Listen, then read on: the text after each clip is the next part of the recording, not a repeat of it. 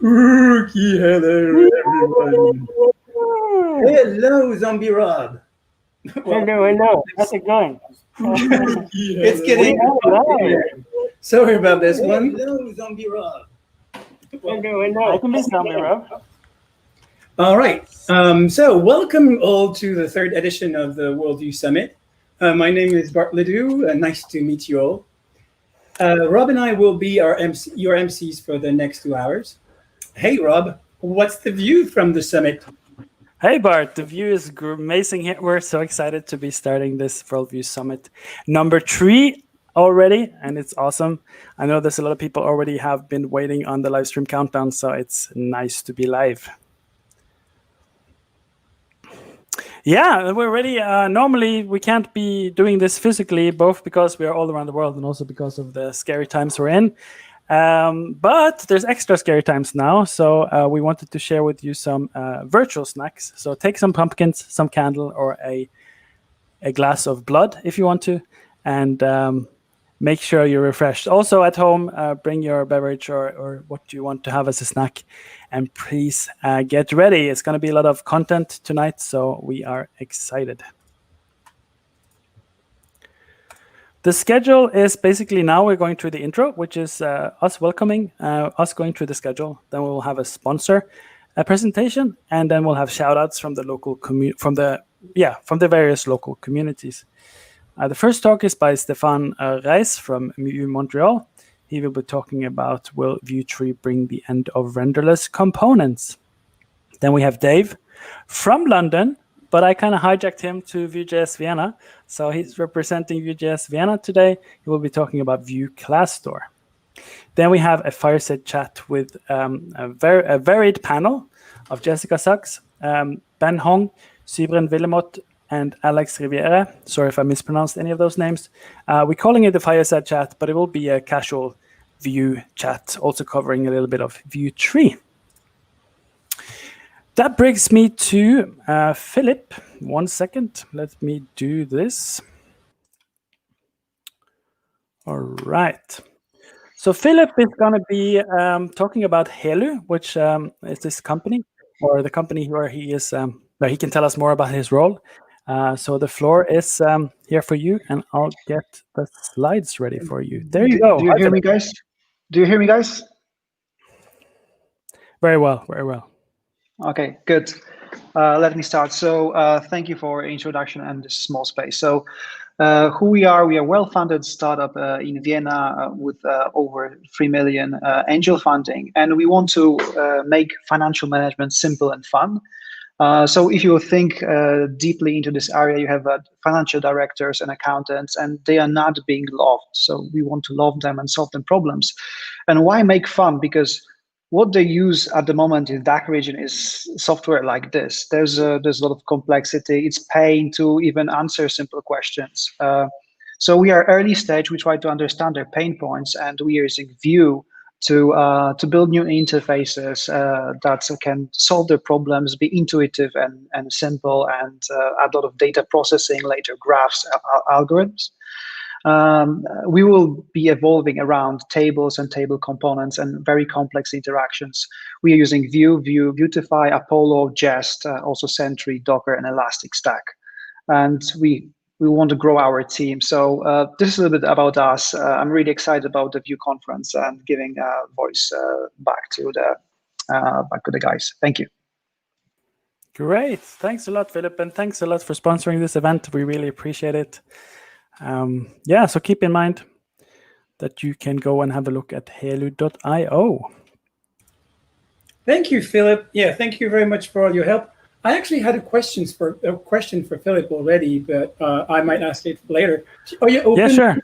Are you open to remote hiring, or is it something that is? Yes, we want to hire also remote people. We are very small, so we prioritize a team on site. But we already thinking about hiring and extending our capacities to our remote teams. All right. So any of you that are interested in this field and are kind of want to get into the work, there is a good opportunity there. Thank you, Phil. Thank you, Philip. Sorry. Thank you. Thank you. So a bit about the Vue World Vue Summit. We are here to celebrate all of the Vue meetups around the world getting together to talk about Vue.js. And so this brings us to our wonderful shout outs. So participating today, we have a lot of people. And so I let, who is supposed to work there to talk right now, Rob? Yeah, so we have a lot of meetups that have been promoting or collaborating in other ways. Maria is not represented here today, but that would be Vue Raleigh. Then we have Vue.js Lyon. Let me see now. Adrian, are you here with us? Hi, hello, buddy. Hi, hello, everybody. So I am happy to be with you and to be here for the third edition of Vue Summit. It's always a pleasure to contribute to this global summit that is bringing all the community together. So I really hope you enjoy this summit and you learn a lot of funny things on Vue. Thanks for joining, Adrian. And also, it's really great. You've been doing most of the work on our website, worldvue.io. So big thanks to Adrian for putting that together with help of his designer friend, if I remember correctly. Nice. Then Vue Montreal is represented by Stéphane, who will be giving a talk. So he'll mention that in his talk. Vue.js Vienna is me. So everyone that know me from back in Austria when we used to have physical meetups, welcome. It's nice that we can be united with the world and be represented here today. So shout out to everyone in Vienna or the surrounding places, cities, or countries that sometimes come and visit us as well. Then we have Chicago here with us. Yeah, this is me. I'm actually looking to get the ball rolling again on the online version of the Chicago Vue.js meetup. I'm really hoping for this pandemic to give us the extra, the extra speed. Basically, the pandemic has put a hold on the meetup for now, because we were more of an in-person kind of thing. And now I'm hoping that we can ramp up. So shout out to all the Chicagoans that came to today, and I hope you have a good time. Awesome. And then we have with us here Lars representing VueJS Antwerp, but he'll say a bit about the name, I think. Correct, yes. Thank you very much to everybody again at World Vue Summit for letting us be part of this again. I can be sure that we're really, really looking forward to the evening on our side as well. As far as the name goes, you might have already spotted it on the bottom of my avatar here. But yeah, over the past few years, we've been organizing VueJS meetups mostly in Antwerp, but the last few meetups have been everything but close to Antwerp itself, which is somewhat confusing sometimes. So for that reason, since we're also trying to consolidate all our efforts within Belgium as a large or as a whole, we're going to be rebranding ourselves from VueJS Antwerp to Bellevue in honor also of the World Vue meetup or World Vue Summit. So be sure to check us out on meetup.com. We'll be expanding everything for, or at least as far as our communication channels go, along with our new logo, which you'll be able to spot with Sieben's talk later this evening. So yeah, thank you again for... Sorry, you mentioned some slides. Do you want to share something now, or I saw your message too late? Oh, it's just for the logo. It'll be fine. You'll get the sneak peek nice. Later this evening with Sieben's talk. Cool. Nice. Thanks, Lars. All right. Thank you very much. And then we have Atlanta. So Alex is here with us. Oh, yeah. Hi, Alex. Hello. So, hey, thanks for letting us be a part of this. Everybody in Atlanta, hope you're doing okay after the crazy weather that we had this morning. Be sure to hang out with us in November when I'll cover some more of the stuff that I'm talking about later on the panel. So awesome. That's all I got. Thanks so much for letting us be here. Thanks, Alex. Cool. Well, that's it. As you can see, we are not absolute professional at talking. And actually, if you want to try your hand at an online talk here, here's actually the probable best place to go. The casting is simple. Just talk to your meetup organizer, your local guy, or me, or Rob. And we really, the whole casting thing is just go in. You send the talk, and most of the time, you're just in. All right, and we make poor jokes as well. So just a quick clarification about questions on each of the talk. At the end of each talk, we'll have time for those questions. So for this, just log in on the YouTube channel. So and well, I'm guessing it's up there or maybe up there somewhere. And so if just to show you a little bit of a demo here. Can everyone in the chat say where they connect from? And then Leon and Rob will send the answers coming back down here. Yeah. There we go. Hello. We already have. Nice to see you. So yeah, those are the idea. This is how questions are going to be. Hey Atlanta. Well, Alex, you're cheating. That's twice a shout out. Hey London, how are you doing? So basically, this is exactly how your questions are going to show up when the questions are asked at the end of every talk. So yeah, that's pretty cool, and we are very proud of using Hey Montreal again. MTL is Montreal. Oh, that's many Montreal. Well, thank you for showing up. That's massive. New Jersey, that's cool too. And then we have a Vienna as well. Hi, Vienna. Nice. Now we're so many coming in, we can't show all of them, but really nice to see that we have the whole world represented. Nice. Or not the whole world, the whole Western world for now, at least. All right. So now that we know a little bit more of how it's going to happen and what's going to be showing up, it's my privilege to introduce you our first speakers. So Stéphane is a zombie fan. And I have to precise for other zombie fans that he prefers the ones that walk to the ones that run, like more like the Walking Dead style than the World War Z style.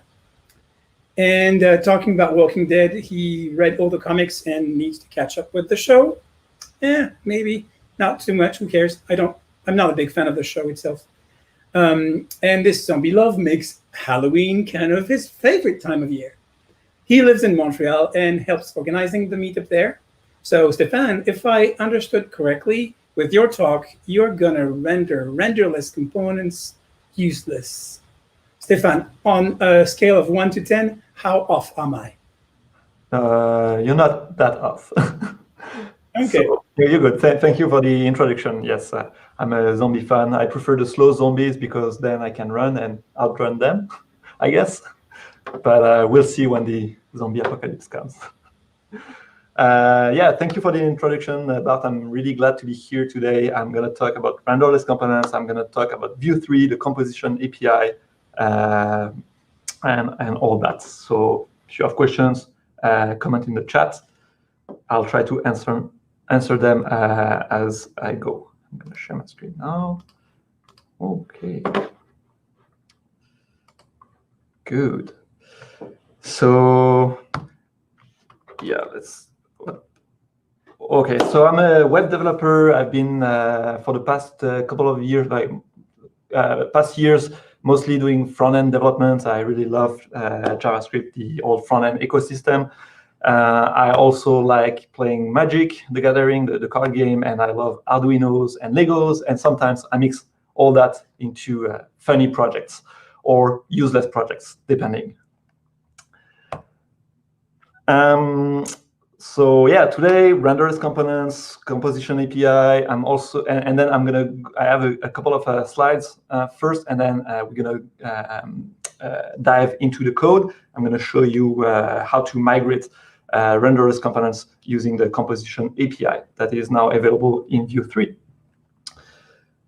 First of all, I want to thank the Vue Montreal community, and especially Tommy and Tommy, who's organizing the Vue Montreal for the last 2 years, and Florent joined last year. So thank you, Tommy and Florent, for organizing all the meetups. Everyone is welcome to join us, and we have like a Slack channel. Feel free to come and say hi.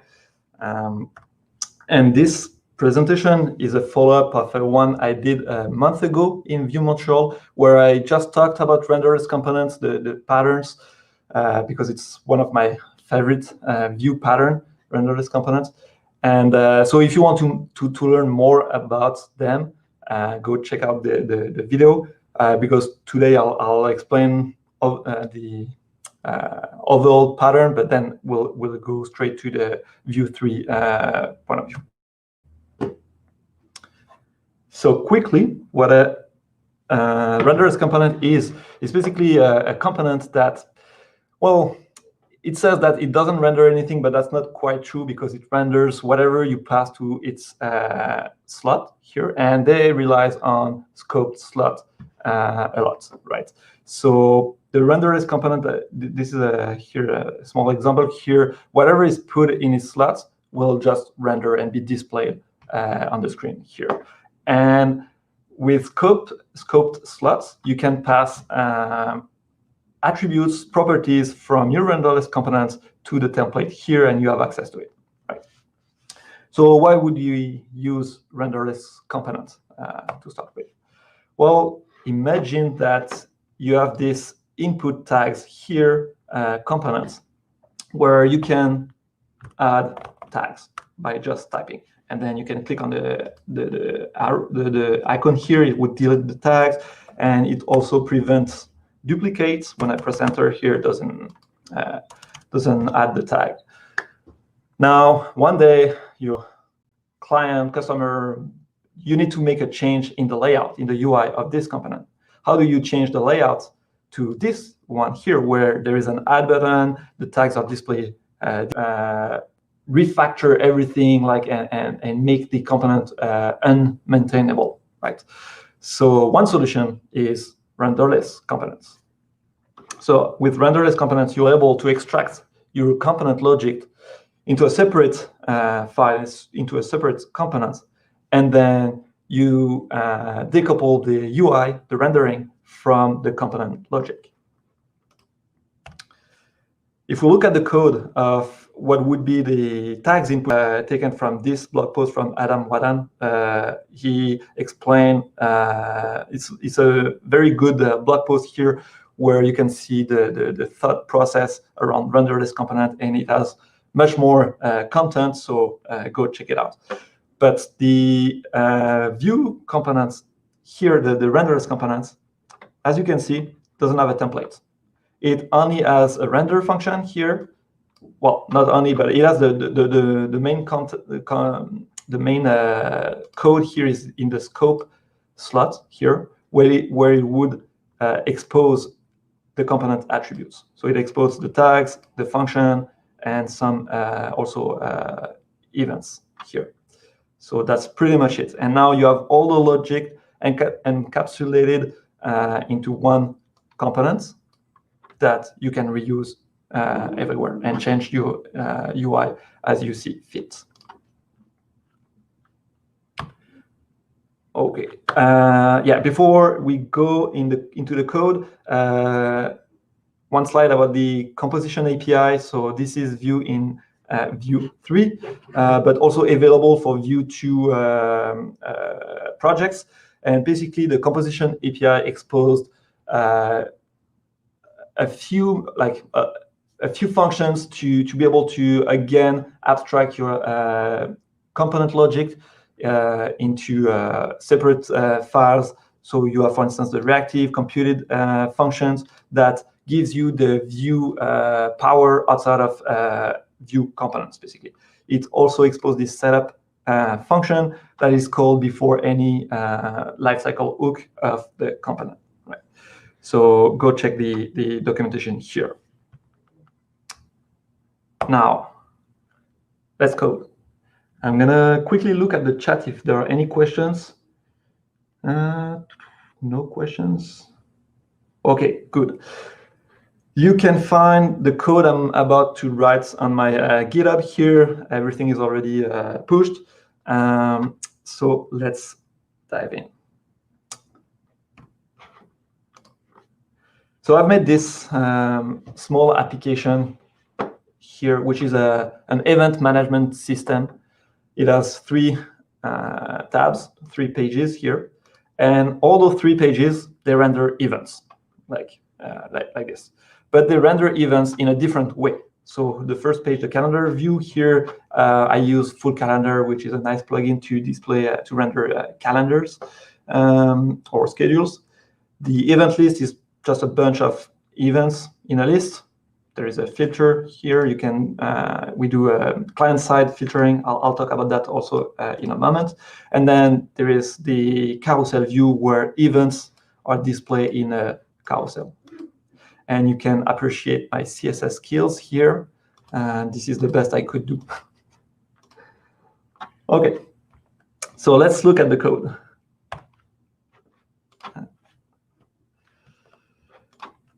The code is a basic Vue application set up with Vue CLI. So I have the Vue app set up. The app looks like this, the 3 tabs at the top. The routes looks like this. Each route has its own component, Vue component. Let's look at the calendar view first. Okay. Is it big enough? I think so. I'm looking at the screen here. Okay, should be fine. Let me know if you want me to zoom in. Okay, the calendar view here, if we look at the template, is using full calendar, okay? And we pass a bunch of options, right? And there is a loader. I'm going to talk about that also in a moment. But what's important here is we use the renderless component here. Remember, the renderless component doesn't render anything. Actually, it renders whatever you put in the slot here. So if I change to something else here, it will just fail to compile because I don't use that. So I'll just remove this. Yeah, whatever, and it failed again. But you can see in the background. Okay, whatever. You can see in the background that it renders the SDV. Okay, cool. Let's put that back. Okay, so we use the renderless component here, and it's the same for all the others. View with event for the carousel and for the list, event list here with event. So this with event, this renderless component is managing the events, the loading states, and the subscribe method. The subscribe function here, I haven't talked about that yet, but it's basically when you click on an event, you want to register to that event. So it has an event handler on click, just you can implement your call to the backend here, whatever. So, and because we want to use the same function on every views, it has the same event handler. So the renderless component is providing that function. Okay, so the view don't care about how you manage your subscription. Okay, so with event is our main component here, which has all the logic. Let's have a look at it. Okay, great. Okay, so no template. It's a renderless component, but it has this render function here that returns a scope slot and expose the events, the loading states, and the subscribe method. Okay, the subscribe method is here, just console log. The events are empty, is an empty array by default, and when the component gets created, I'm going to fetch the events. I simulate an API call here with a timeout, but basically it's fetching from this list, fixed list. Okay, just to show you the overall code here. It has a prop category where we can do that we use for filtering, front-end filtering, and the events that we exposed are actually the filtered events, right? Okay, so this is the basic setup of the renderless components. Now, where do we go from there? So first of all, you can use, so the composition API is available in Vue 3. Because I use some plugins that are not Vue 3 compatible, I'm going to use the composition, the standalone package here, Vue Composition API. So I'm able to use the functionality in Vue 2 project, right? Okay, so I installed the package already. Now all I have to do here is import the plugin, Composition API from Vue Composition API, great. And you don't have to do that. Oh, I'm in the wrong file. It's the router, so I need to go there in main here. You don't need to do that with Vue 3. This is just because I still use Vue 2 in here. Great. And yeah, it compiles. Great, it's working. Okay, let's start by migrating the calendar view with full calendar. Okay, so I'll need to remove with events here the Renderless components. I remove that. I remove the events. I remove this. I remove this. Cool. Now, before I go further in calendar.vue, I need to write my composition function. Let's write it. I'm gonna go in there, and I'm gonna create this use events file that will export this function. Function use events like this. Cool. And this function will keep track of events, the loading state, so it's loading by default false, and the subscribe method. Subscribe. I'm just gonna put an empty function for now. And I need to expose those from the function here. So I'm just going to return the events, is loading, and subscribe, like this. Cool. Now I can import that in my calendar.vue, import use events from composable. Use events. Thank you. Cool. Okay. Now, something new with Vue 3 and the composition API is the setup hook here. So I'm going to use the setup hook to get my data, which is not reactive, by the way, here, but I'm going to come to that in a moment. So I'm going to get all the events from that composition function. Events is loading, and subscribe from the use events method. And again, here I need to expose all those properties to my component calendar here, because in the setup function, it's not exposed by default, right? So I'm just going to expose that again here. Cool. So is it loading? Yes. Let's have a look at the UI. I'm going to refresh. You can notice two things. Actually, yeah, two things are missing. One is the loader disappeared. There is no loader, and there is no events anymore. But no errors, so looks like it's working. Okay, let's load the events. So remember, in the with events list, we had this fetch events in the created method. With the composition API, you can access the hooks. They are a bit different in Vue 3. So the one I'm going to use is called on before mount here. Okay, so I'm going to fetch the events when the components before it gets mounted. So before calling on before mount, I'm going to create my fetch function. Fetch events, and it's a function that will just simulate the API call. I'm just going to reuse the code here, put it here, set is loading to true, fetch the event, set, and then set is loading to false afterwards. So I don't need that. And I'm going to call fetch events before the components get mounted. So I needed to import as well from composition API here. Now a few things. One is, I don't know why it's, okay, now it's red. This is a constant here, right? So I cannot change the value. So even though I would put it as a variable, this is not the way to do it, because it's still not reactive. Okay, so I'll just also import the events before I move on from the static array. So events as event list from events like this. Cool. Yeah, not used. Those are my events.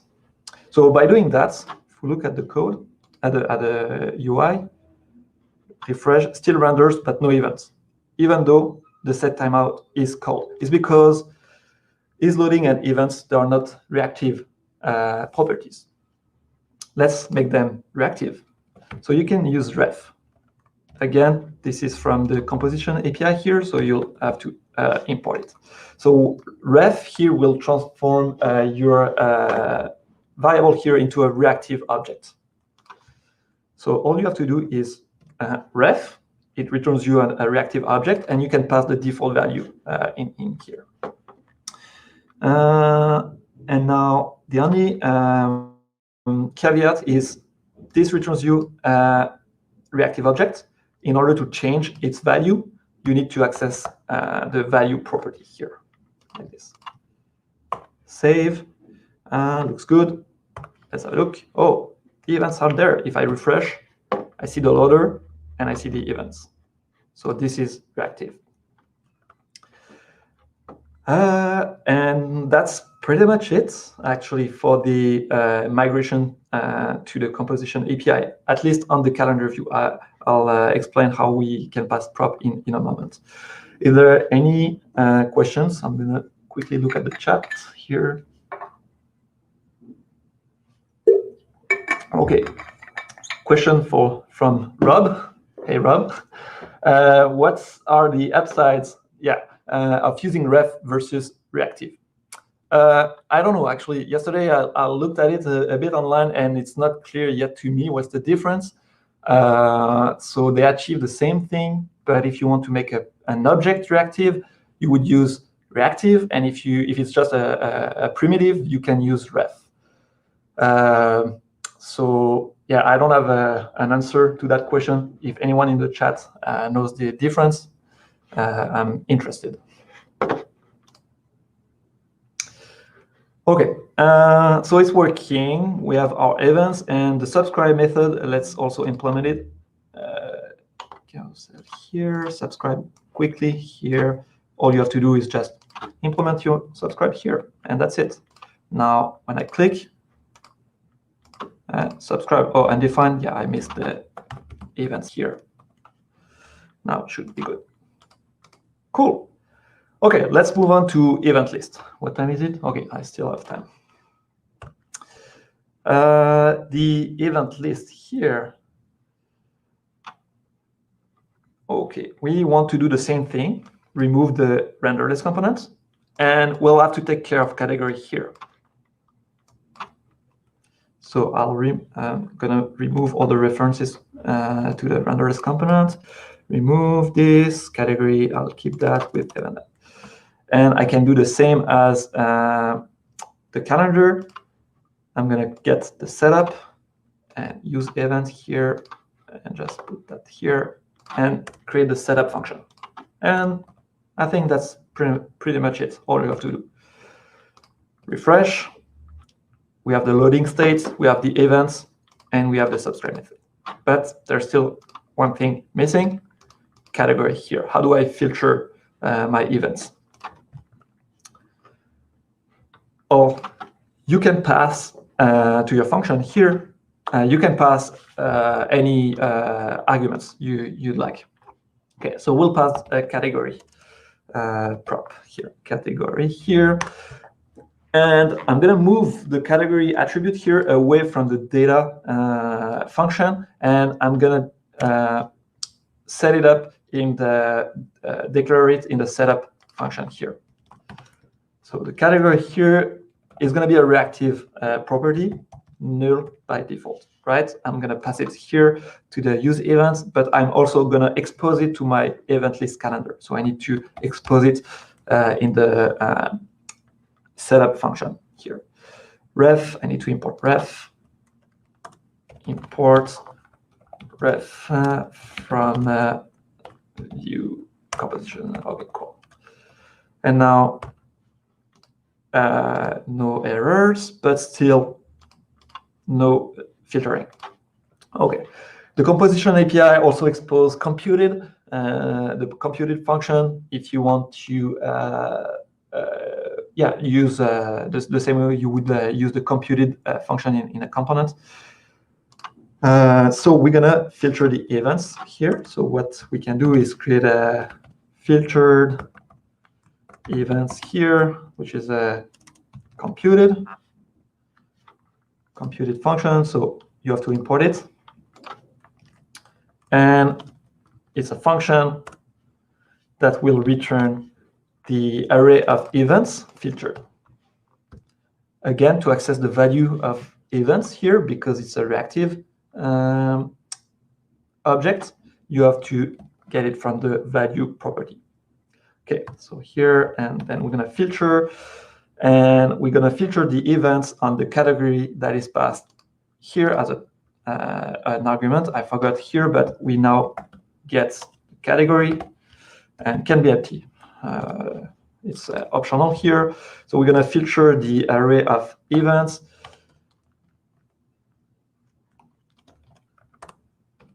If I don't have a category, or I have a category reactive object, but it doesn't have a value, or if the event category equals the category value, then I return the array. Okay. Like this. Cool. Okay. And now, instead of exposing all the events, I'm just going to expose the filtered event, the computed property, like this. And that's pretty much it. So now, if I refresh, I think I'll be able to filter. Yeah, it's working. Great. I can filter. And if you look at here, the tab, okay. This one, where is it? Event list. The event list component still has the category property, which is reactive. We defined it in the setup. And then it passes down to the function. This function use event, and then we use it in this computed property. So that's pretty much it, actually. Moving away from renderless component to composition API with composition function is pretty straightforward.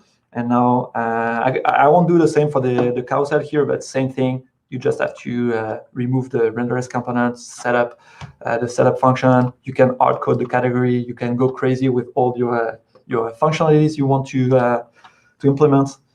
And yeah, that's pretty much it on my side. I'm gonna look at the questions if there are any. Ooh, so many comments. What is that extension being used that's showing Git status on over? Oh,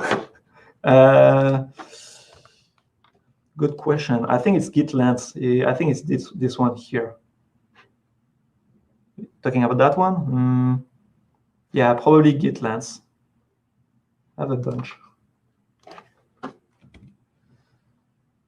Yeah, I think that's the only one I have.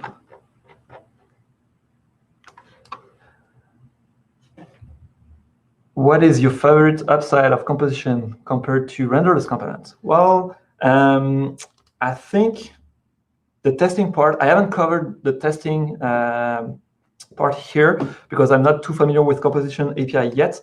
But with renderless components, you need to render a component. And testing is kind of tricky. I mean, it's doable, but it feels it's going to be way easier with the composition API because it's just a bunch of functions, right? So you don't need to render. You can mock the bunch of stuff. So I think that's one benefit. Then so yeah, it's function-based, I would say. So you don't have to render the components.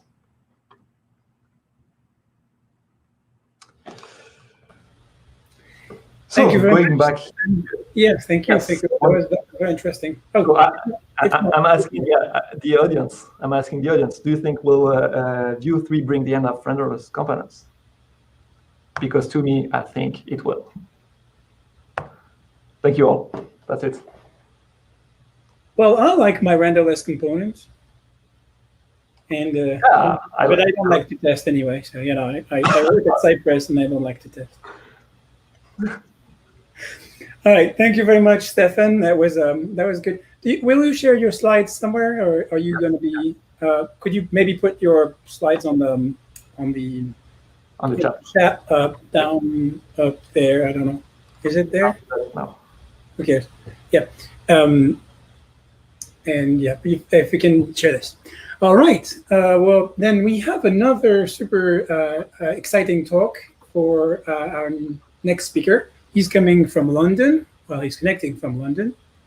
So Dave is an OSS developer, and he recently went full-time running his own company called Control Space. I think he's going to probably talk about it a little bit more. And so Dave, you are going to talk about Vue Class Store, right? Is it going to replace Vuex? Well, I think if you chat to Kaya King, he would probably say no. It's difficult to know. It's something, I develop quite a lot of open source stuff. I really enjoy making new projects. Whether they get traction or not, you don't know. It's pretty cool. You can use it locally, globally, shared. It has a single API. So I'll discuss all that in the talk. Let's see what people think. Cool. All right. You go ahead. All right. No, I need to figure out how to make this work. So I need to share screen. I need to work out which one it is. Share screen. I think it's going to be this one. Share screen. I think I need to do this. How's that? Can you see that? Yep. Awesome. All right. Okay, everyone. So I've not really practiced this too much, so I hope it goes okay. If it doesn't, I ramble. I'm really sorry.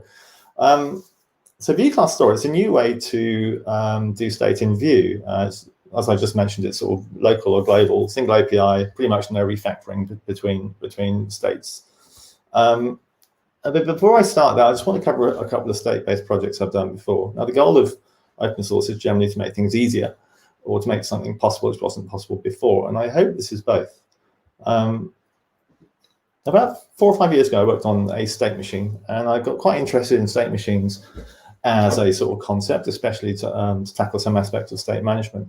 The problem was they were quite scary looking to set up, and I think I'm a bit of a lazy developer sometimes. I wanted it to be easier and more fun. So after quite a lot of sketching and drawing to understand how they work, I thought, well, what if I could just draw what I want, but in text? So I came up with this kind of DSL, which is a domain-specific language, if you've never heard of that before. And it allows me to, or you, to define actions, states, the transitions between actions and states, and also the handlers, what will happen when these things fire. And it actually just creates the machine for you. So super simple setup, and as you can see in the background, you can get some quite complicated stuff with states revealing themselves, etc., etc. Next thing I worked on about a year later was Vuex Pathify, which hopefully some of you will know. I was working for a bank where a massive API is probably at least, I don't know, 80 or 100 APIs. Oh, hang on, am I on the wrong? Sorry, I'm actually on the wrong. No, I'm on the right. Bleh. I'm on the right side. Sorry.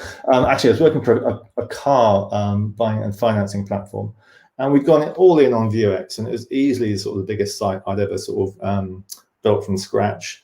But I spent all my free time researching and desperately trying to understand Vuex, and desperate not to let the client down or embarrass myself. Crazily online, when you ask people how to do things, they wanted to make it more complicated. It was like, oh, you need constants and you need put everything in separate files.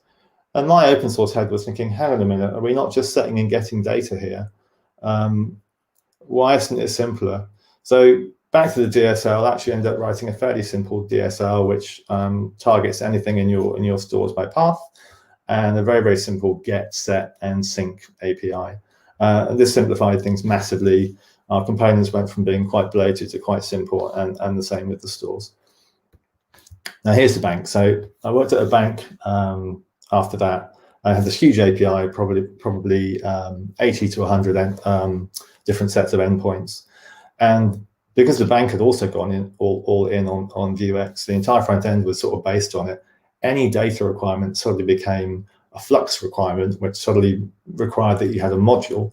So we've spent most of our time building quite big, complicated TypeScript modules just to get data into the application. And I was thinking, well, most of the time we just need this API result in a component. Why does it have to be global?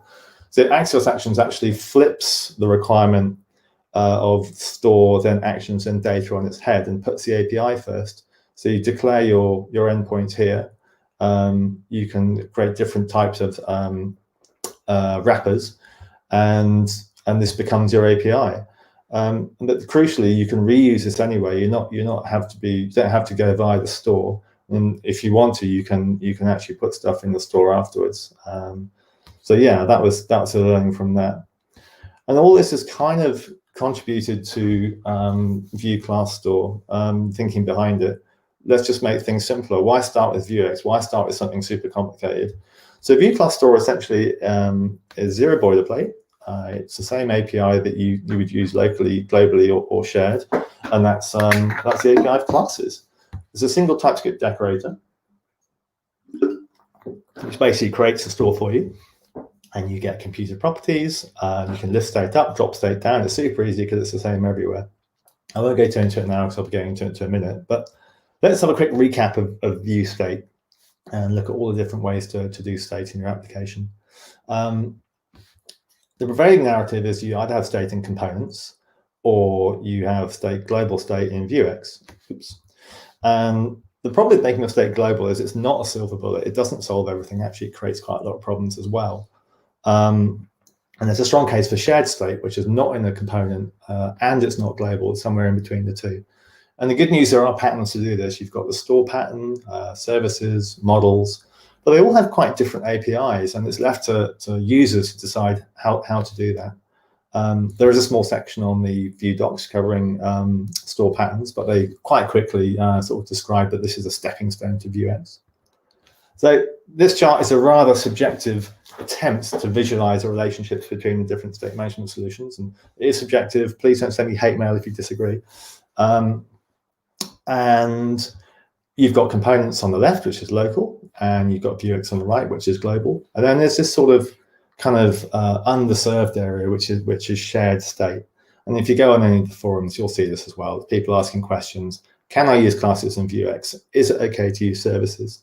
And the end result actually is people just plump stuff in Vuex. I've been guilty of this. I've written apps where everything is global, and it's just easier sometimes just to go, those are the conventions, let's just get on with it. And this is what Vue Class Store aims to address.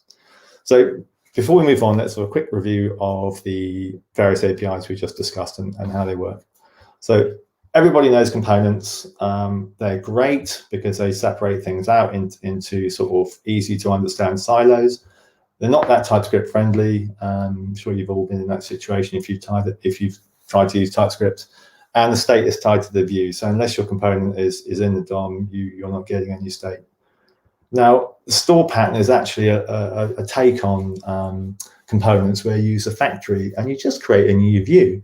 So it's actually exactly the same. You get all the functionality of the component. You're slightly bogged down with sort of life cycle and DOM baggage, but it's not really a big deal. It's quite lightweight, and you won't have that many stores anyway.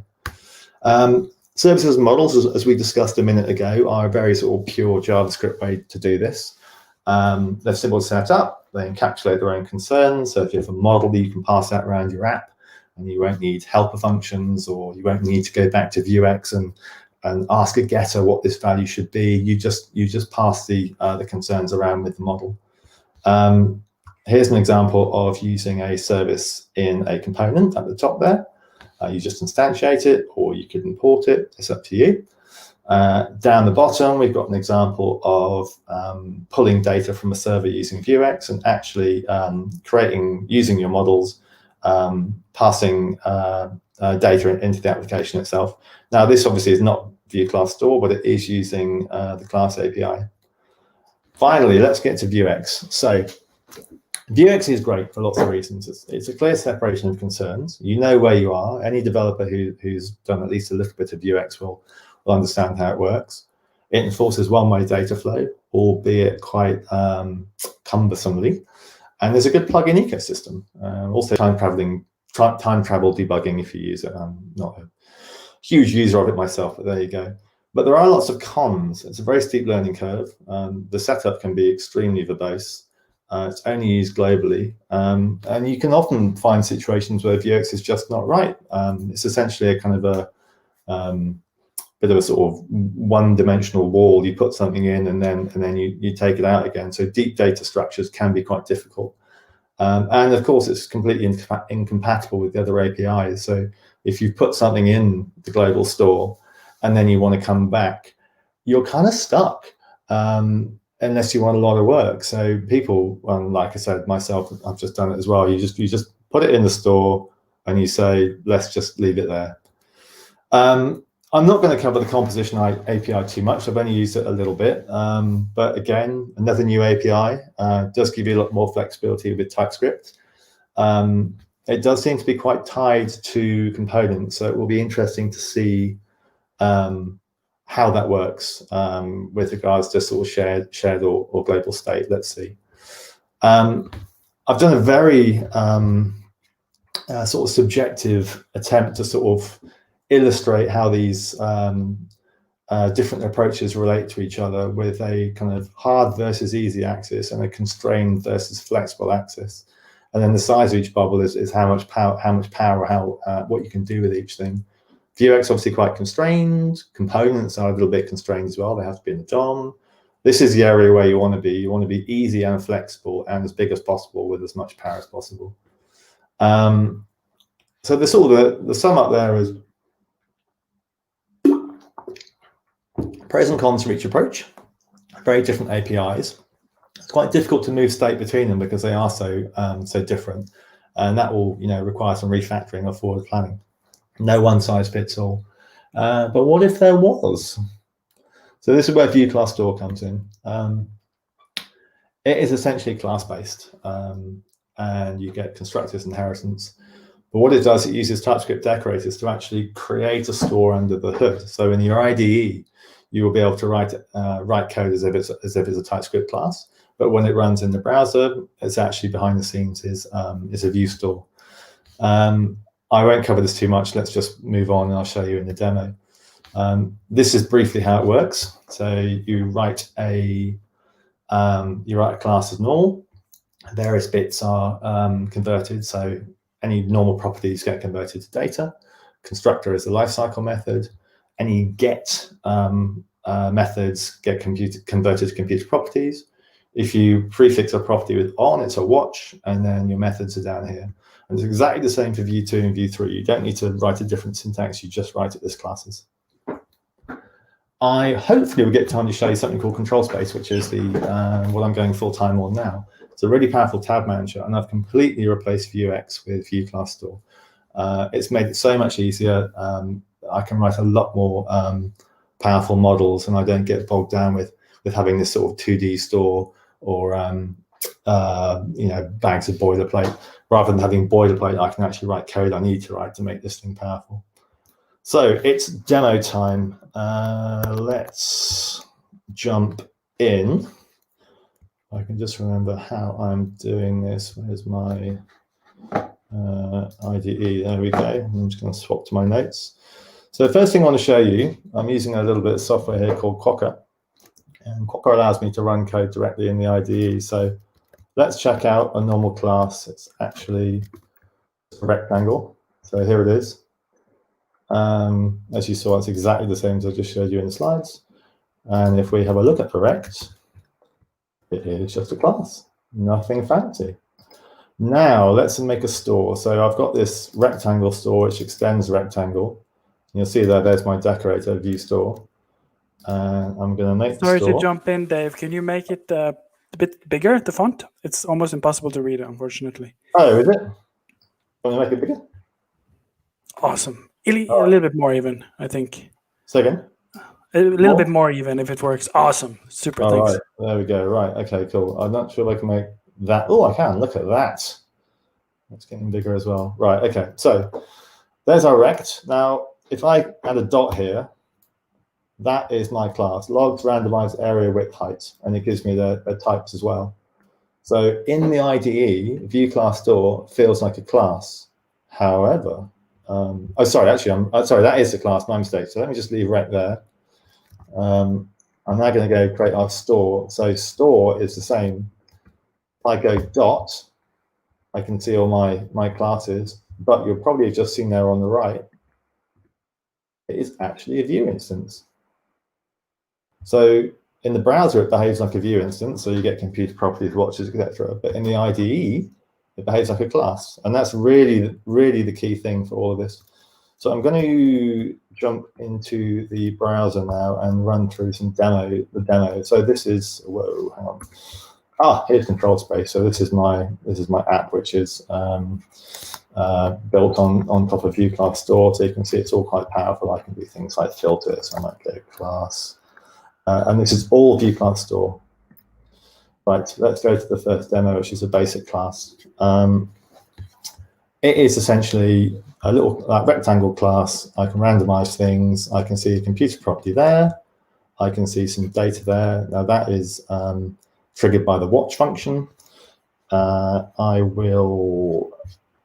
you can see here, yeah, same thing there. So that's Vue DevTools running. Now I'm going to jump into the source view, and I'm going to show you all the code. So this is the view, this is the component view. This is the rectangle class itself. That is the rectangle store, as you saw a moment ago. And I'm going to add a breakpoint. So let's add a breakpoint on get area. I'm going to randomize that, and boom, it stops. So I can go this dot. You can see there it's a view instance, but I could say this dot width. There's my width. Okay, so that's good enough for that. Let's move now to the inline class store. So you'll see at the moment when you create a store, you use this Vue store decorator. But what if you don't want to use a decorator? Well, it's absolutely fine. You can just use a factory method which comes with Vue store. So you can go Vue store create, pass in any class, doesn't need to be special, randomize, and there you go. You can see that working. Next thing, inheritance. So classes are pretty cool for lots of reasons. I know some people hate them. That's fine. So we've taken the rectangle, we've actually made a square. So every time I randomize that, you'll see that these properties are exactly the same. There you go, area, height, width. So if I go to sources, and so here's the rectangle class. So that's the base class. If I go to square, you'll see that class square extends rectangle. And I've added 2 watches. So when the width is changed or the height has changed, I trigger update. And update will make sure both the width and the height are exactly the same. There you go. Next thing, global store. Obviously, this is one of the sort of the big deals of this. So I've got this slightly sort of contrived example, but here's a bunch of items in the global store. You'll see there should be a selected IDs array, and this is global, remember. And then these components themselves are actually asking the global store, am I checked or am I not checked? It's actually pretty similar to this. So let's have a look at the code for that. So in the index, we are doing a provide. So I'm saying provide items, which is this model, and the model is a new item store. It's created at the top level. In the item store, in the item itself, we are doing an inject. And in the item store, this is where it's where the magic happens. So I'm getting a breakpoint just so we can see what's going to happen. So let's do a toggle item. So if I click that, that stops there. You can see there's the stack. It's nice and easy to go through that. And of course, I'm just going to go back to show you the computer properties. Add items, selected items. You can see here, toggle random. Where are we? Toggle random. There's the selection ID. So it's all updating in the DevTools. I'll go back by just showing you briefly how we get type safety. So you can augment the Vue with additional types. So I'm saying here's my items. So if I'm in global store, where's my global store? Index, and I go this model. I should, let's find something else actually. Items. I should be able to go this dot items dot working. It's not working right now. I'm not quite sure why that's not working right now, but that should have given you proper auto completion on that. It's working there. There you go. You can see it's working there. Not quite sure why it's not working there. And finally, I'm just going to very, very quickly show you the code. So this is the code. It's actually not that much code. It's under 100 lines. And that essentially takes your component and converts it into a store. It's as simple as that. Rob, how much time have I got? I think you have another 7-8 minutes. Really? Oh, that's for questions as well, isn't it? Yeah, correct. Yeah, no worries. Okay, fine, cool. So yeah, so that's the code itself. Obviously, this is all on GitHub. There's a Vue 3 branch as well, so you can check out the Vue 3 branch and see how that's slightly different. But the end result is the same. It is essentially a class which behaves like a Vue. Or is it the way around? Vue that behaves like a class. Whatever. Okay, one last thing I'll probably show you quickly is some of the code in the extension itself. So I've got a bunch of stores, and this one in particular. So this is when I showed you all this stuff. Another one there. This is, so it's a browser plugin. So I can do things like moving tabs and moving that, and maybe we'll move this one here and move that one back. So that is all powered through events from the browser API into this big class here called the Workspace Store. Now, imagine if this was Vuex, it would be pretty difficult to do. But this basically allows me to have a class which is all TypeScript, and you'll see here. So there we go, model workspace. So we're going to the workspace. Here's the workspace. That's an array of windows. What are they? They're windows. They've all got public IDs, etc., etc. And the whole thing is reactive, and you get one-way data flow by essentially writing your, making sure everything goes through a method. So, for example, that's the wrong one. Sorry. So if I wanted to add a window or add a tab, I would just add new window, pass it in, and then that that carries on, goes to the model below. That adds a window or the tab. So that's it really. It's essentially oh, and you can use this. Yay, this. No more injecting state. So yeah, I think that's probably the end of my demo for now. Yeah, any questions? Hey. All right, so we have a couple of questions in the chat, I believe. Alex is asking, is there a way to use this without using TypeScript? I think so. I mean, I'm TypeScript only these days, but yeah, I think it will just work. It's all bundled, so yeah, it should be fine. I would actually extend the question a little bit. Is there an interest? Is there a use to actually use it without TypeScript? Is this like worth it? Is this worth the work to switch your state to go, like class store without TypeScript? Yeah, I mean, it's because you've just got this one API. It's like you're not doing options API here. You're not doing composition API there. You're not doing Vuex API here. It's just classes. Okay. It's super simple. Makes sense. And yeah, this one is mine. So I don't know if you know, but the Vue 3 DevTools, or even if they're not out yet, their structure is completely pluggable. And so because there is a Vuex plugin and there's a way to do this time travel and all that, I was thinking that it could, do you have any plans on releasing a Vue Class Store DevTools plugin, or is it something that is completely out of scope for now?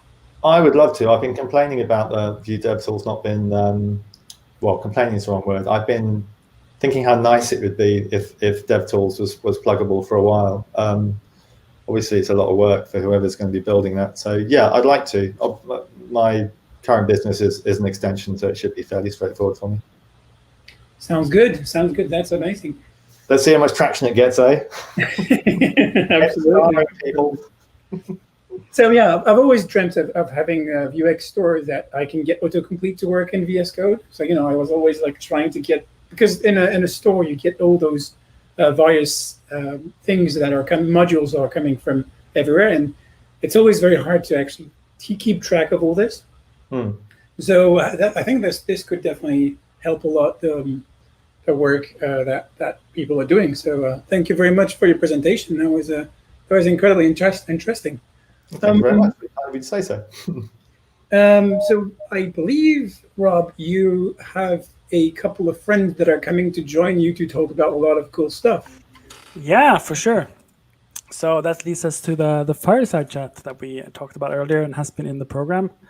Yeah, let me get the people in and introduce them as we go along. Okay. So we have a panel consisting of, let me get this right. So, okay, awesome. So the first one here I have is Jessica. Hello. Hey, Jessica. I hear some echo, but it might be just on my side. Let me double check. So, okay, let's see. It sounds better now, I think. If anyone in the chat have the same issues as me, let me know. Yes, so welcome, Jess. So Jess is an OSS maintainer of Vue.js test utils and a tech lead at Cypress. And as a Halloween fun fact, I'm hearing myself in echo, sorry. Let me just see if I can do something here to fix it. Okay, it helped to mute you, Jess. Could you just double check if you have anything that makes audio like in your echo to your mic? I'll introduce you in the meantime. So a Halloween fun fact about Jess is that she grew up in Florida and used to go Universal Studios Halloween Horror Nights every year on her birthday. I'll get back to that. And that there's another fun fact that last year she went trick-or-treat to Elizabeth Warren's house, and she gives out king-sized Reese's. I think that's those peanut butter cups, which brings us to happy birthday, Jessica. Thank you. Nice coincidence. And also almost on Halloween, right? Every year. Yeah. So it's all Halloween birthday themes for me. Cool. So yeah, no echo now, so that's awesome. Hi, Ben. So that leads us to Ben Hong. He is a Vue core team member, a senior developer experience engineer at Netlify, a Vue master instructor, and a Google developer expert. And a Halloween fun fact about Ben is that one of his favorite Halloween candies are grape nerds. Hello, Ben. Hello, everybody. Cool.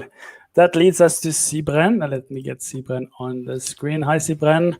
Sibren is a front-end developer at Euricom and a Bell Vue meetup group co-organizer and a Vue community enthusiast. And his Halloween fun fact is that he jump scares easily. So I guess we should try and scare him afterwards, right? Cool.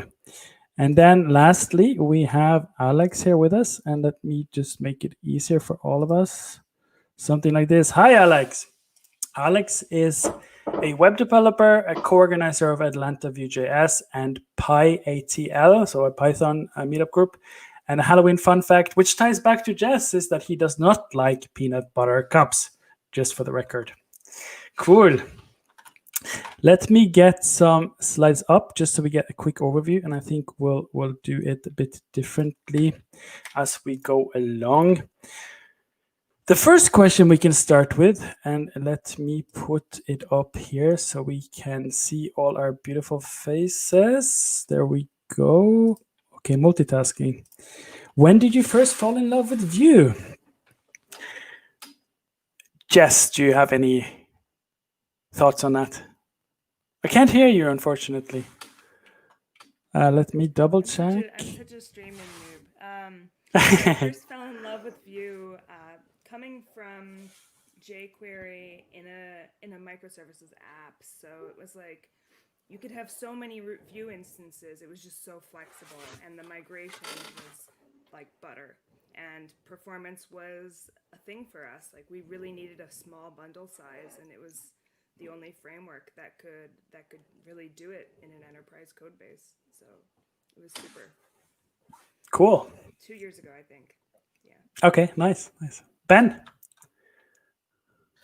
Yeah, so prior to getting to Vue, I was doing React development. And so a bunch of my coworkers were like, hey, this is great framework Vue, we should really check it out.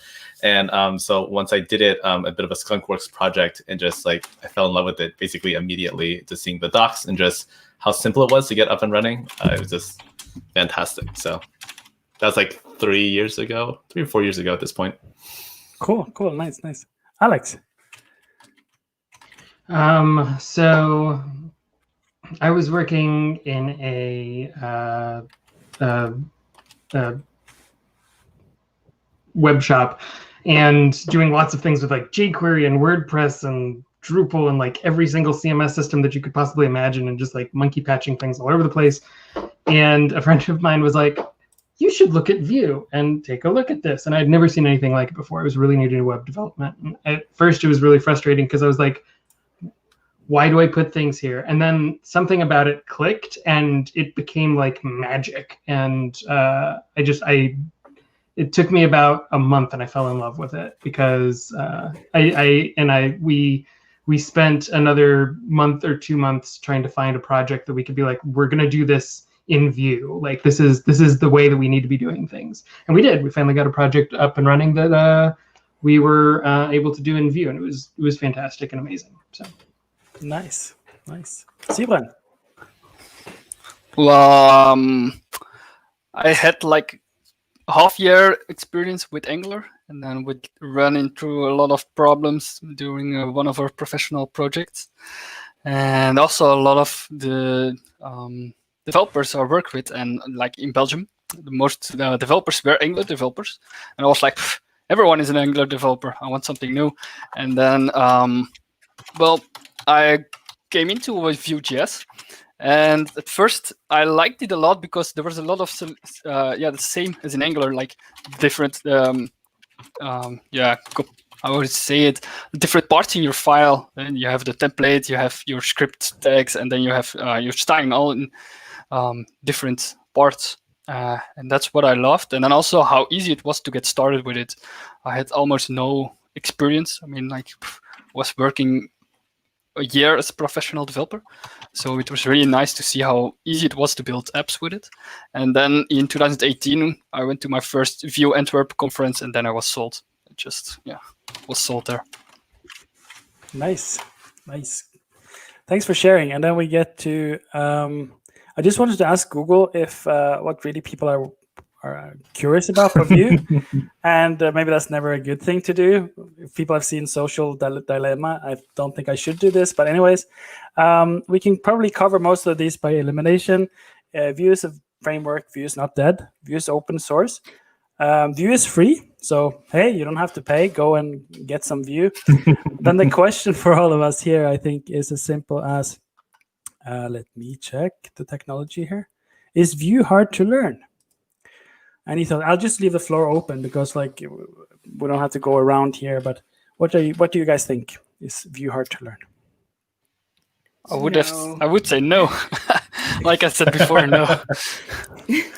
No, it's just maybe the more complex things. But if you just want to do something basic, like an SPA, start with an SPA. No, it's not. It's really easy.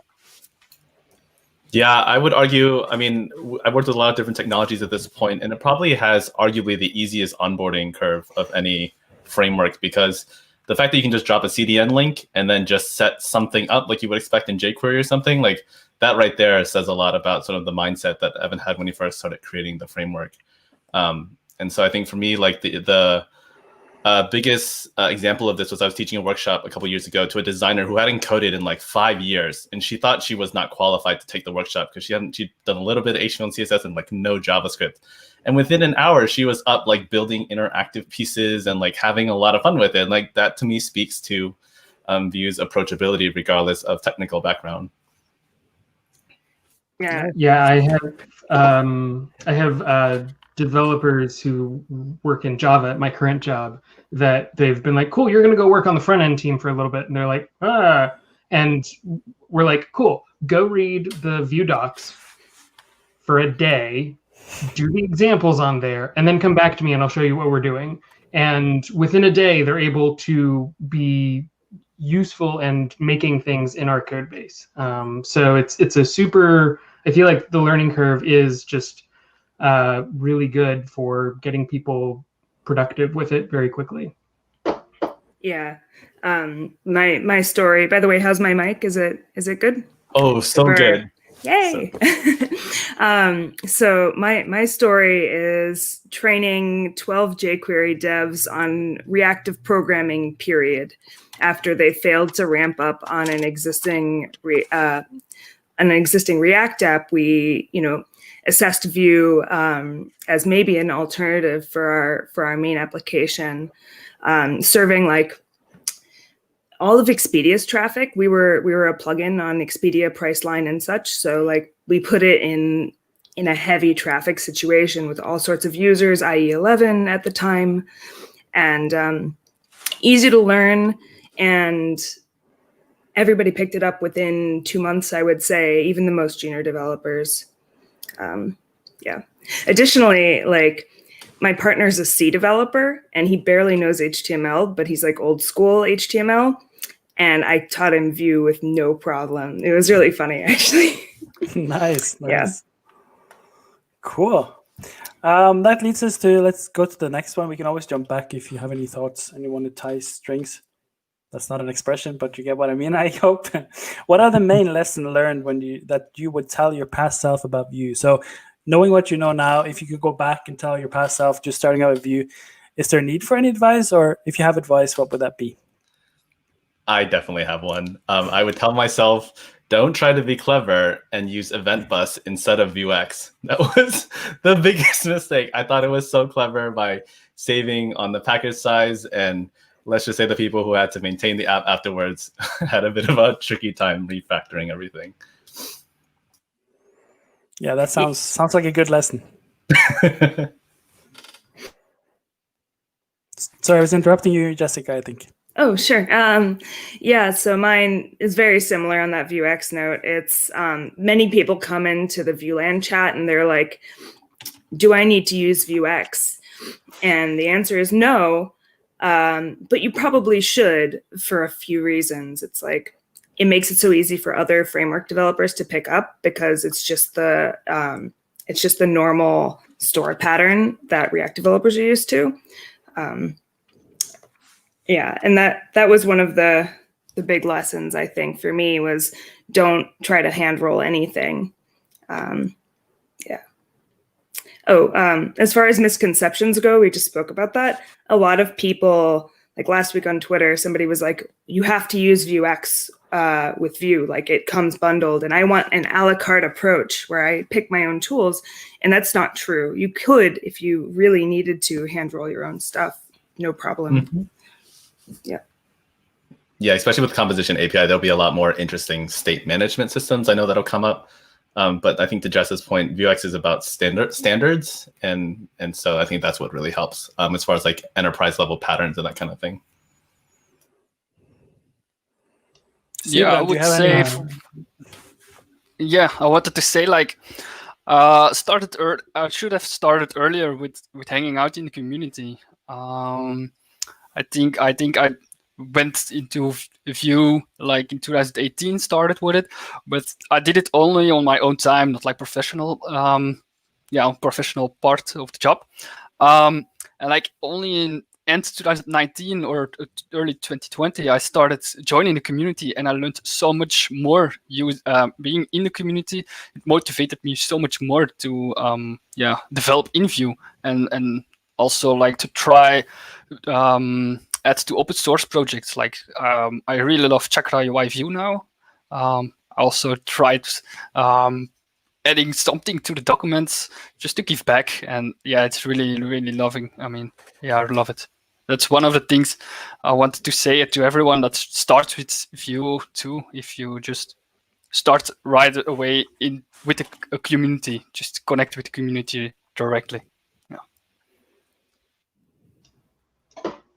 So the lesson that I would go back and tell my past self is namespace your Vuex module to namespace true from the get-go. Just do it. Just automatically do it. Just don't even ask questions. Just do it.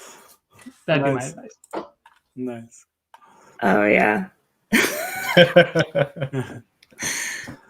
I'll continue on. Please jump back if you have any more ideas on the previous questions.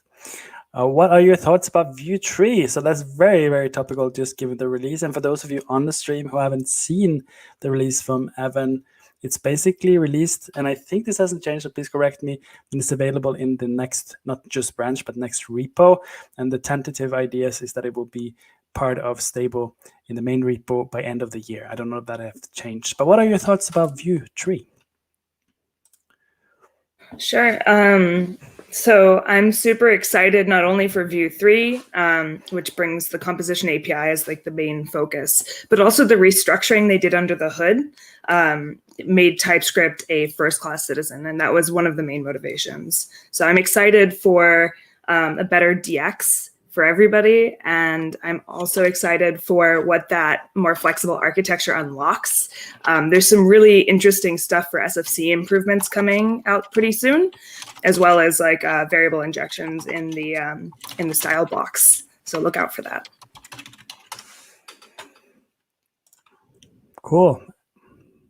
Anyone else? Any thoughts? Or Jess gave a really good summary though, so I'll have to say that. I think the thing that I'm most excited about, because I'm weird, is multiple root nodes. You don't have to put everything in a div in your template. You can just have like multiple things in that template tag. Oh, it's gonna be it makes everything so much better. I'm so excited about that. Mm-hmm. That's a good one. Dan, Sibran, any thoughts?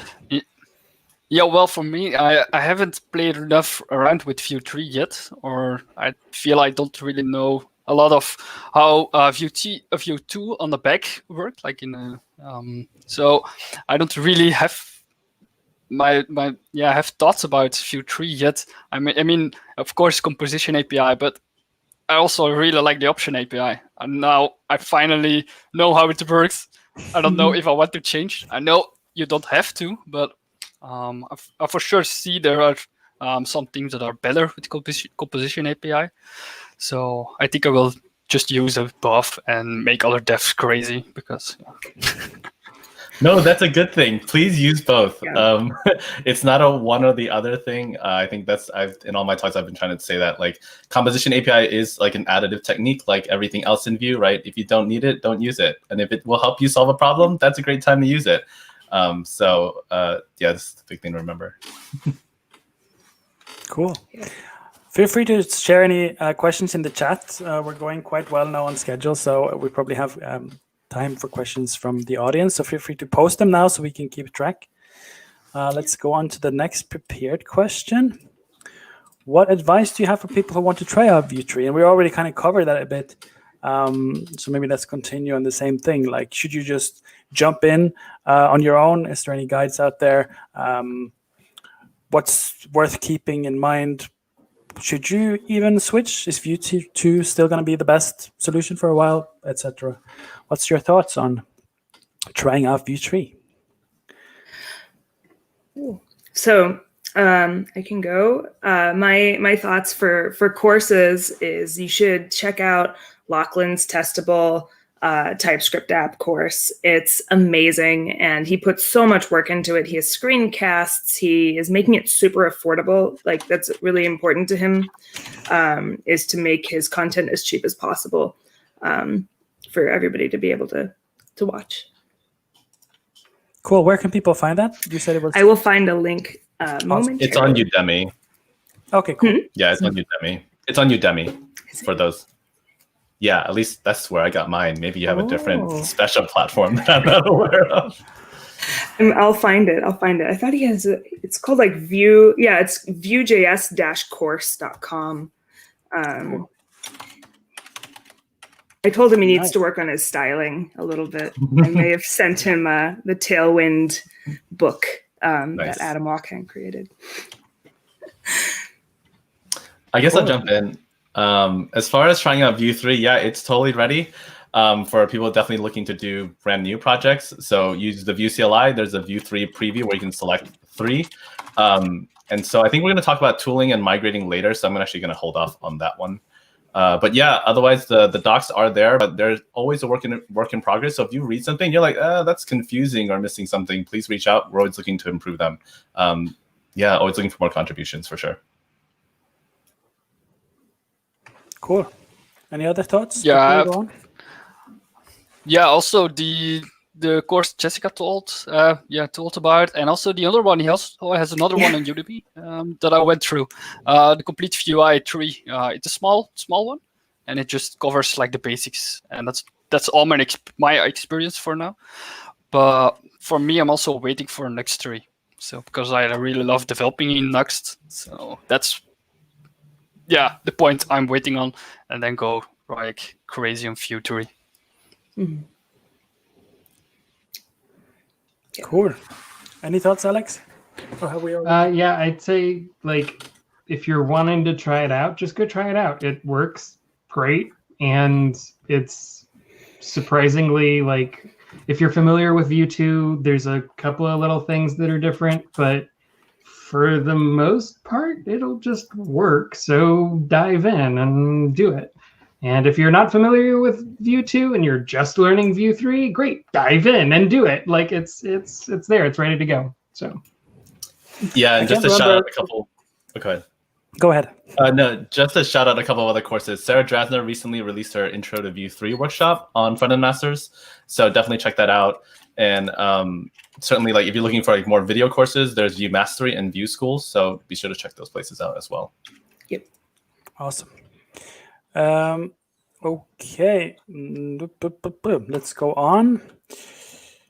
And that leads us to what we've been hinting at. What's the state or status of the ecosystem when it comes to Vue 3 support? Can you just jump in? Should you jump in? And I feel like Bart should be here. I feel like Bart should be in here for this question. Bart is here. Yeah. Hey, Bart. Yeah, there we go. I think he's the most qualified to answer. Yeah. So I saw one question on the chat that is incredibly important, I think, which is the one about the gotchas we had moving from Vue 2 to Vue 3. And I think that Zebrin touched on this a little bit. He's waiting for Next 3 to land to jump on the Vue 3 train. Well, the idea is I think that you can definitely use the composition API before you go to Next, which is kind of the big deal of Vue 3. There are other things, as we were saying, like fragments. We were talking about events. We were talking about all this. Those are very useful, but they're less core to the way we think about think of components than the composition API itself. And so, but to come back to the dependencies and to come back to the ecosystem, I feel that right now we have a couple of core dependencies that have not been delivered. If you're relying on Nuxt, but if you're relying on Vuetify, if you're relying on, I believe there is a couple more, you're still in the dark about when they're going to come up. There is an issue on Awesome Vue where I put a table of all my findings and where you can find the status of each of those libraries that are very core to the ecosystem. I tried to do my best if you have to find all the core ones, but if you think that there's some missing, absolutely go ahead and comment on the issue. The trick is to answer the question about the status of the ecosystem. Right now, Vue.js has been delivered entirely, and it's there. It works. Most of the libraries around it, are released, but in beta still. I believe Router just came into RC last week or something. And so there is still a Vuex that needs to go through a couple of things. We have some replacements for Vuex, maybe, but that are still very alpha. Pinia from Posva is still very much in alpha. So we have a couple of things in the works. And so we plan, I believe, so Ben, I think that you would be better to answer this one. Ben, when do you think that the ecosystem thing is supposed to be completely released, or is there anything that we want to communicate on as the core team? Well, that you want to communicate on the core team side, timeline wise? Sure. Yeah, so Bart did a good job summarizing sort of the state of the ecosystem. So things also like DevTools, Router, and Vuex, for example, which are like officially supported, like Vue, that the core team helps to support. Those are in the, I think Router just went into actually release candidate recently too. So basically the plan is by the end of the year, all of these things should be officially like basically ready to go. The reason why we're doing a phased approach to explain this is because we wanted people who are starting new projects to have the ability to use and leverage Vue 3. There's nothing stopping them from doing that. At the same time, if you're looking to migrate from like, if you need like IE11 support, then that's where that gets a little bit trickier. So then definitely stick with Vue 2. So as a whole, I think once the official like libraries have been supported, basically by the end of the year, we should see hopefully a lot more advancements from the rest of the tooling. So. End of the year, then. That's great. So would you say that the release candidate status is mostly about making it more migratable for people? So like if you're going from Vue 2 to Vue 3, you'll have a better time, or would you said you would still suggest people starting off fresh to use Vue 3 out of the box right now? Yeah, other than the IE11 support, I would say definitely start Vue 3. But as far as the migration goes, yeah, great call out on that. We are planning to have a migration tool to help out. So basically it would analyze your code base and either automatically switch things that we can for you so that you don't have to worry about it. But on the off chance that we don't know how something works or it requires you to get in there, then at least list out the warnings for like, hey, by the way, we changed the async components, which Alex can speak to. So little things like that. If we can't do it automatically, we'll definitely warn. So hopefully that will also come by the end of the year as well. I don't think we mentioned it, but if you go to VueJS.org and you click on the Get Started and then you switch to Vue 3, you will find a migration guide there. So, or you can just Google Vue 3 migration guide, and there is a step-by-step stuff that covers the gotchas that you should keep in mind. Yeah, and some of them are actually I like in the last week or so, I took a small Vue project that I have that's one of my like demo projects that I use for stuff. And I migrated it from 2 to 3 manually. Like I was just like, cool, let's just drop this in, see what happens, right? I had set aside an entire like, like basically a whole day to do it. I was like, this is going to take forever, right? Like there's going to be a lot of things. I had it done in 2 hours. I wrote a whole blog post about this, but there was like only 1 or 2 things where I really was like, I am getting this error and I don't know what it means because it has no context. But everything else, it was like, you know, I was listening for before destroy, and it's like, oh no, that's called this now. Don't use this. Use this other thing, right? And so there were already like helpful error messages and stuff like that as you're going through.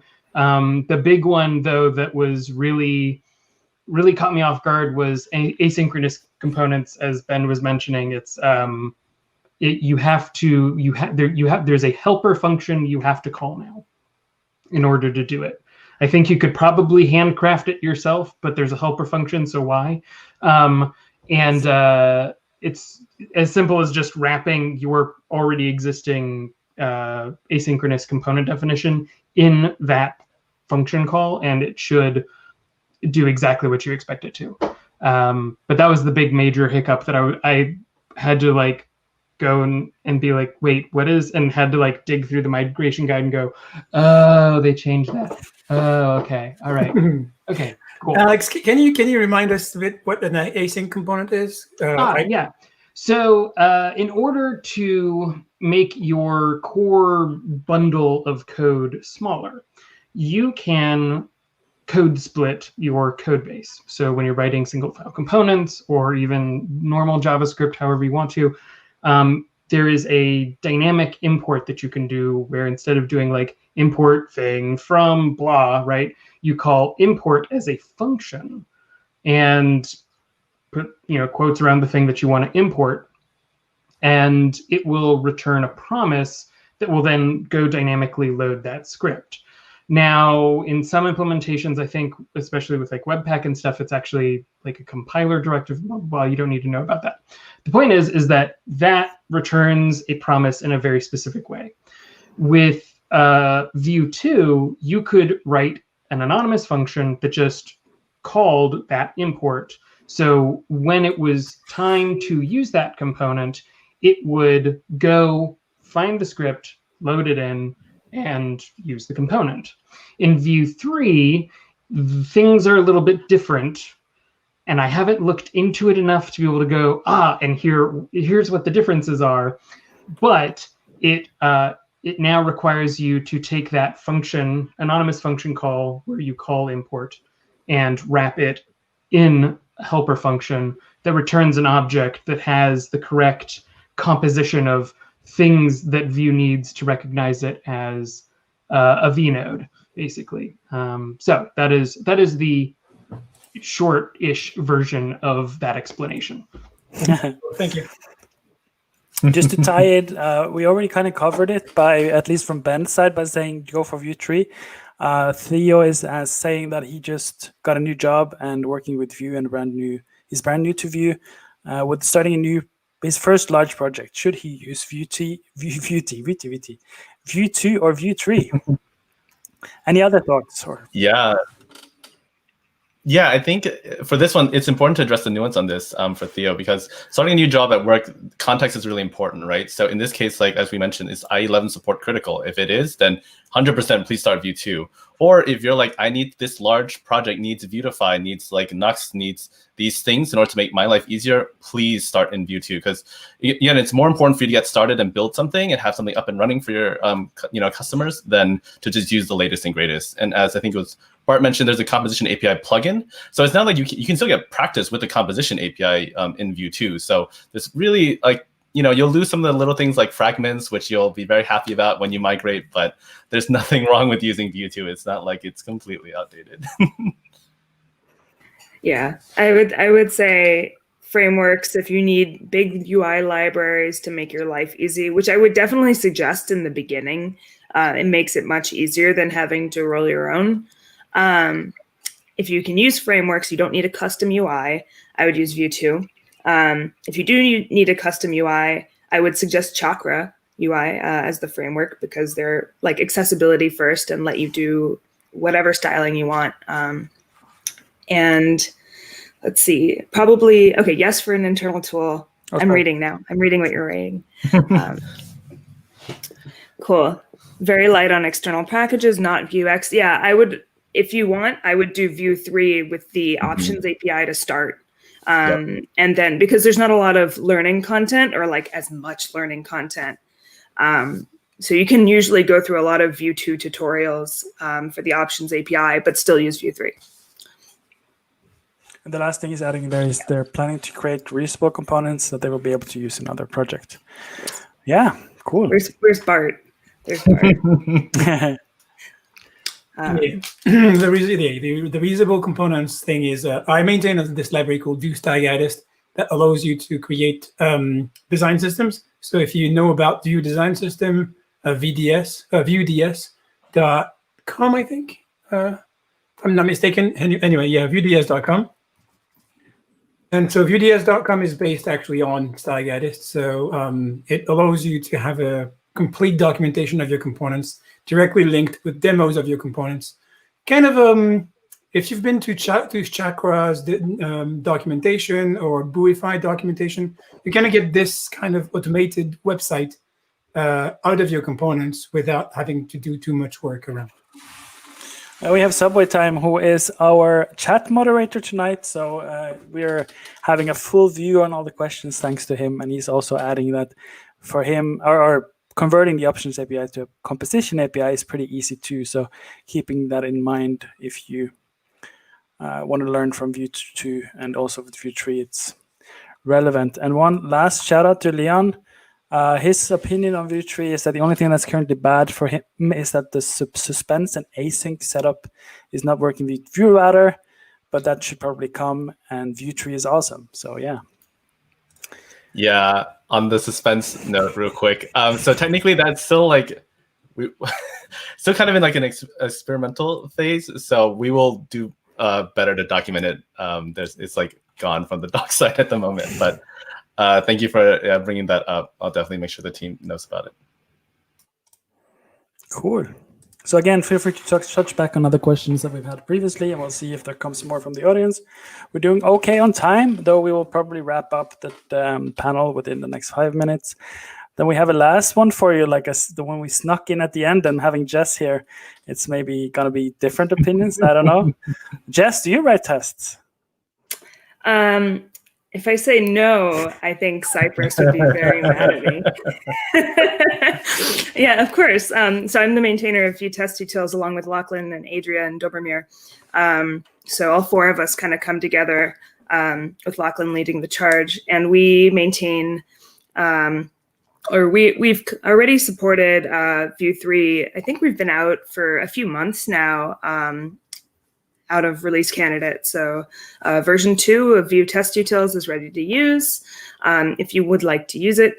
And then also I've been working on a Cypress component testing experience with Bart. The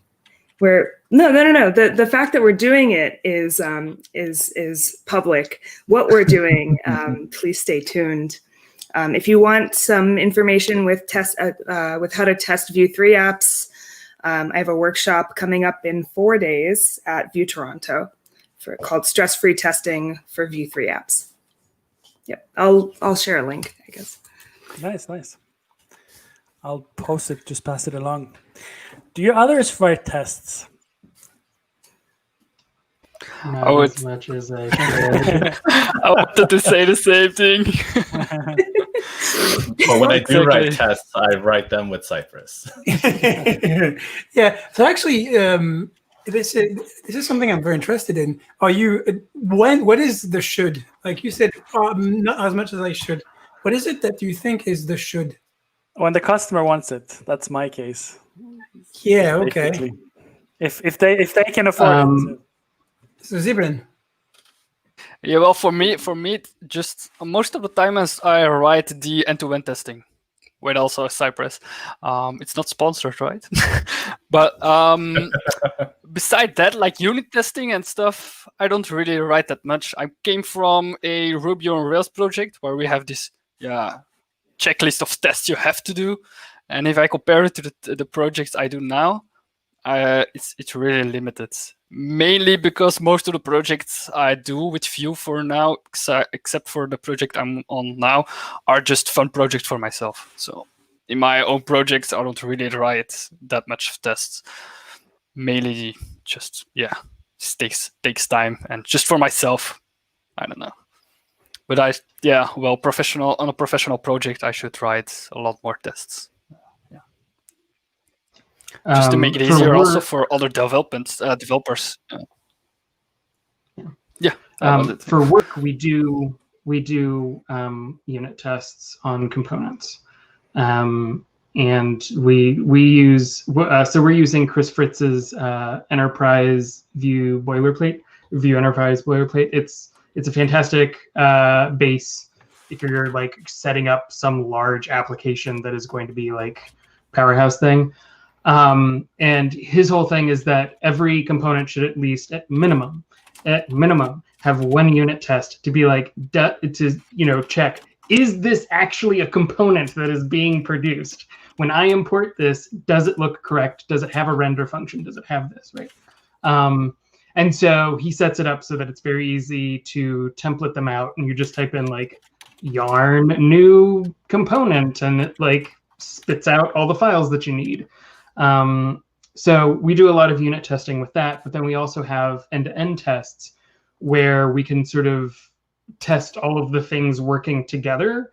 So we're testing all of our modules for Vuex, and we're testing all of our, components. And with the components, we're really doing a lot more testing of like, okay, if I put this prop in, make sure that this thing comes out.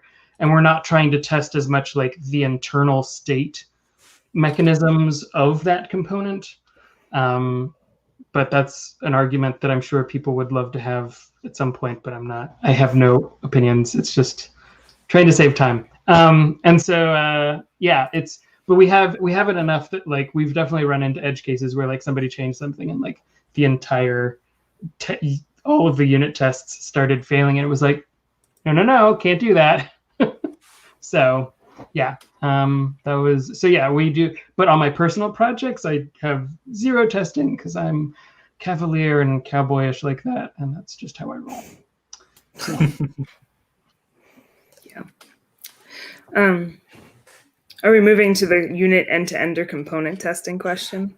Yeah, I just thought I'd put it up because it's relevant to our discussion. So do you have any preference, or is there a preference to be had? Yeah, I mean, I do. I write one end-to-end test or two or three, which is like, can people log in? Can people buy things? I think that's it. Like it's the critical paths that, like, if they go down, you have to wake up at 2 a.m. Like those you want to make sure you cover with end-to-end tests.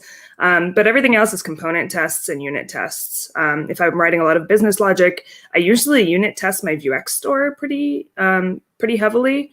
I find that a lot of logic either goes into there or goes into API methods that it calls. And then component testing, one-to-one, one component test. And I'm such a zealot about browser-based component testing where you can see your component.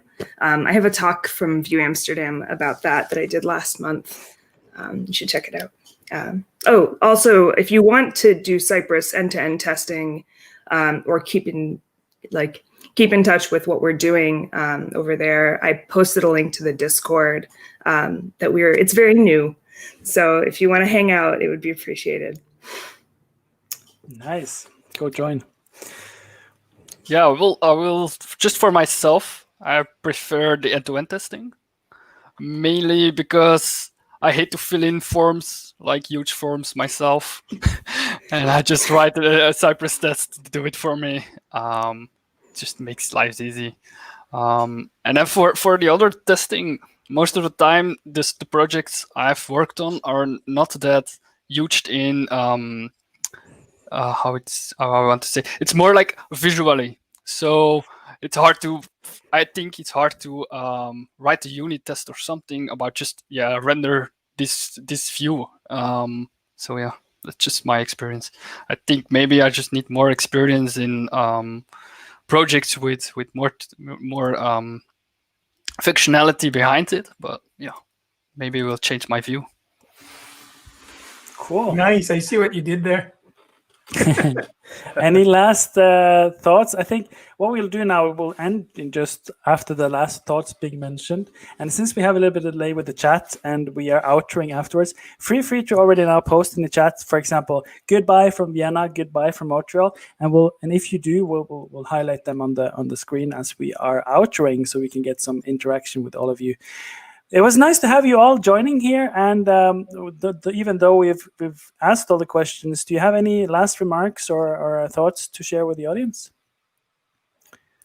From my end, yeah, please stay in touch. I think there was one question about community. Like, the Vue community is really important to the framework, and so I know that VueLand can be very noisy and hard to find people. But as Jessica said, like, there's a Cypress Discord. A lot of us hang out in there, and then a lot of Meetup group has individual ones. So if you go to like I think it was Vue events, events.vuejs.org. You can find more about meetups. But if you have any other questions about getting involved in the community, please definitely don't hesitate to DM me on Twitter. Happy to help point you all in the right direction. So really appreciate all you joining us today. Yeah, absolutely. Well, thanks everyone. Thanks for joining. Thanks for taking the time. It was a great panel. So it's you and me again, Bart. All right. It was It's been a while. Yeah, it's been a while. Yeah, I still have my mask on. I can jump scare probably secret now. All right. So I believe that wraps it up for this third episode of the World Vue Summit. Yeah. That went well. I like it. I liked it. I don't know if anybody enjoyed the talks as much as I did. The fireside was a little bit messy, but as it is always. And yeah, good kind of messy, right? Good kind of messy. Yeah. So it just remains to thank you all so much for joining us today, and to see you in the next Vue, I guess, in the next summit. Let's see when we can get to the next one after Absolutely. the Valley. Sorry, and as mentioned before, no worries. Bad jokes. And as mentioned earlier, feel free to go. It's literally just if you want to go to the Discord of Vue, the main Discord, just go to vue.land and you'll get an ability to get an invite to the Discord server. There's tons of people there. And if you like the interactive asking questions here today, feel free to start using VueLand if you are not already, because there's tons of great people there ready to answer. And we love the fact that we have community coming together in such a big Discord server. For us, as Bart has been mentioning, we also have a website, worldvue.io. We haven't announced yet when the next summit will be, but stay tuned. Make sure that you join one or more of the meetup groups that were here today so you get notifications about it. We also have a Twitter account, which is probably the best way to get early announcements at world_vue. Cool. So almost bye-bye, everyone. Feel free to, again, just post with your avatar or in the chat, post goodbye from Vienna, goodbye from Montreal, goodbye from all the beautiful places. And we'll gladly highlight your avatar and your goodbye on as we are outroing. Subway time. So Leon again is saying great talks, great moderators. And Tio is also saying the same. Great talks and round table. Cool. Let's give it 30 more seconds if we get some chats. Otherwise, we'll end the broadcast. Okay. Are you ready to party on Halloween, Bart? I'm ready to party indoors and, with the close family. Yeah. Oh, well, those times are weird. But yeah, I will party. I will definitely get dressed a little bit. Yeah. I have 2 kids, so we'll do something, even though we can't really go door to door. We have some neighbor kids that they play with all the time, so we're going to make something happen for them. Alex is saying Atlanta out. And so Leon was saying, have a nice evening from Cologne. And then we have Bart saying goodbye from Chicago. Hi, Bart. Then we have Leo say Leonard Hertel saying thanks, great talk, stay safe. Kavak, that's Sibren saying nice evening from Belgium. And again, Tio, right? Yeah, second time, goodbye from, or not a goodbye, the first one was great talks. So a goodbye from New Jersey. Nice to have you all with us. And Ari is saying thanks. And I think with that, we take our leave. Yeah. Happy Halloween and thank you very much. Happy Halloween. Take care.